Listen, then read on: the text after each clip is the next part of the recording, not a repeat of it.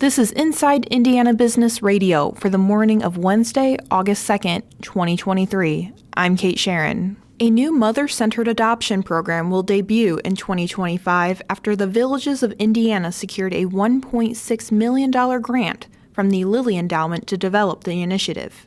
The program is intended to help people facing pregnancy and parenthood challenges decide if adoption is a viable option. Case managers will connect expecting mothers with adoptive families and provide resources to better support both parties. President and CEO Shannon Schumacher.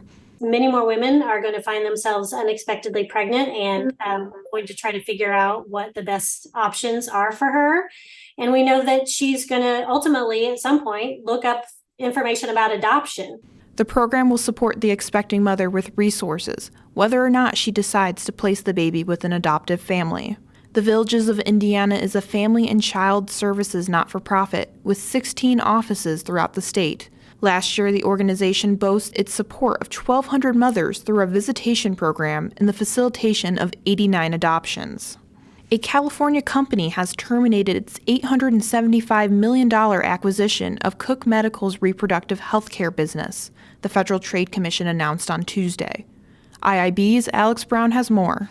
The FTC statement did not say when or why the deal was called off. The planned acquisition by Cooper Companies, based in the San Francisco area, was announced in February. At the time, Pete Yonkman, president of Cook Medical and parent Cook Group, said the deal would help Cook invest in growth and new technology. Cook Group was founded in 1963 and is one of Indiana's largest privately owned companies with more than 10,000 employees.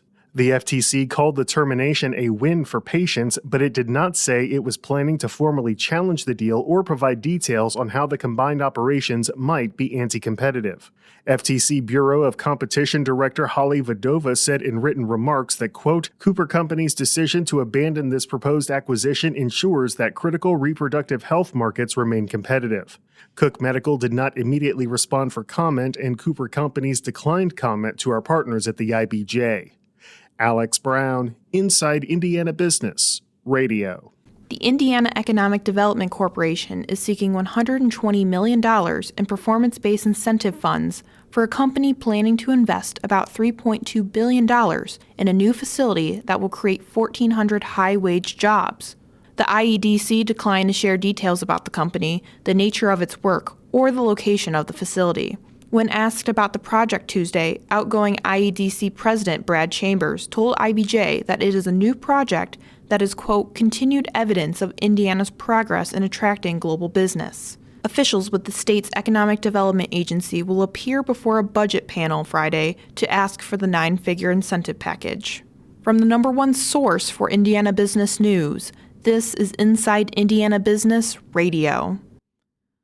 Farmers are feeling cautiously optimistic about the state and future of the country's agricultural economy, according to a Purdue University CME Group survey.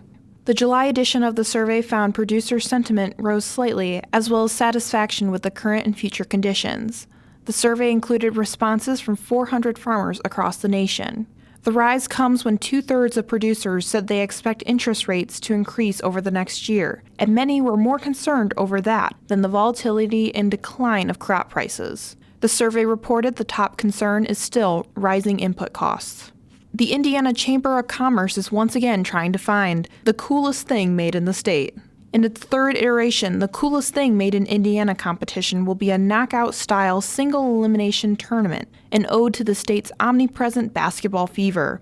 To be eligible for the competition, products must be manufactured in the state, but the company does not need to be headquartered here. There is a one product per business limit.